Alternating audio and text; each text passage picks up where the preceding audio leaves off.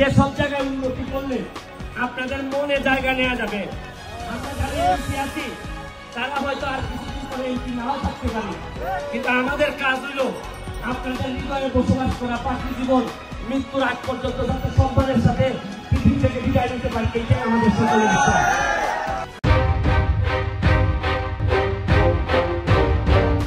আমি আপনাদেরকে কি বলবো, আমি জীবনে আসি নাই পঞ্চগড়, তবে আজকে আসার পর মুক্তা ভাই আর মিলন যে সম্মান আমাদেরকে দেখাইছে, আমি আর জীবন পঞ্চগড় ছাড়বো না, সারা জীবনে একবার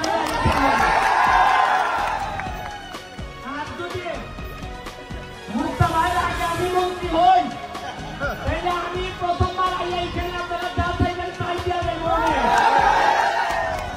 কাটি কাটি খাইলে ব্যথা দামো, পরে উন্নয়ন বাধাগ্রস্ত হইব। এরা আমার কথা দিল যে ভাই গোল দিয়ে দিব, হাত টান গেল, গোলের কোনো লক্ষণই নাই। এই লাস্টে আমি উঠলাম, আর উঠার পর টিমও ভালো খেলা শুরু করলো। এইটা কি জানেন, এইটারে বলে নেতৃত্বের প্রতি যদি বিশ্বাস থাকে, তাইলে কোন যোগ্যতা সম্পন্ন মানুষ নিয়ে বঙ্গবন্ধু সোনার বাংলা বানানো যায়।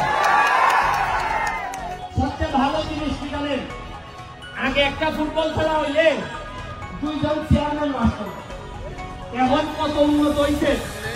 একটা খেলায়, একটা ইউনিয়নের খেলায় আমরা 3 জন পার্লামেন্ট মেম্বার আপনাদের সামনে উপস্থিত আছে।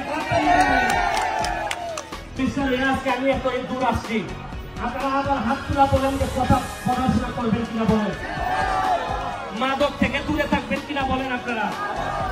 আমি আমাদের যদি সামান্য ভালোবেসে থাকেন, আমাদের যদি সামান্য আমার প্রতি আপনাদের যদি করুণা হয়, যে এই লোকটা সারাদিন ঘুরে বেড়ায়, শুনেন কতদিন বাঁচবো আর আমি জানি না, আমার যে শত্রু তাকে আমি কতদিন বাঁচবো তাও জানি না, তবে মৃত্যুর আগ পর্যন্ত আপনাদের হৃদয়ে আপনাদের দোয়া নিয়ে বেঁচে থাকতে চাই।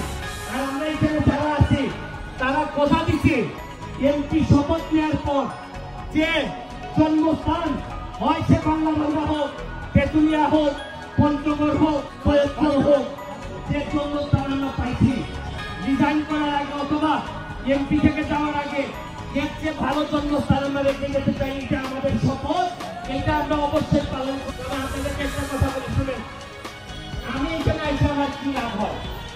আমি যে এই ঘামতে ঘামতে আইছি, বিমানে আইছি সকালবেলা উঠে, আইসা এখানে 3 ঘন্টা জার্নি করে আইসি আপনাদের এখানে, আবার 3 ঘন্টা জার্নি করে যাবো।